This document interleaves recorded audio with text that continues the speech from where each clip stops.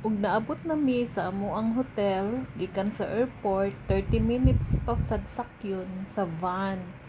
Naabot na mi diri sa among hotel mga 9 siguro sa buntag. Nya kay dili pa man mi makasulod kay wala pa may bakante, mo check out ang ilahang lain nga customer alas 2 pa. So alas 2 pa mi makasulod sa amo ang room nga gi-book. Nya samtang naa pa mi diri sa gawas, nagpicture picture sa ako sa view sa ilahang hotel. Ang ngan ani nga hotel is Mountain View Garden Inn. Actually dili siya hotel, it's inn pa day siya. Nya nani siya dapit sa bukid. Nindot biya kay lahang view niya kung anak o kay giinitan na siya sa lawas, naliko na siya dali sa pool silang duha. Kay dugay biya mi gipasud niya init kaayo. Nya gikan pa may biyahe, so gipanigot na sila, so naligo sila aron mapresko.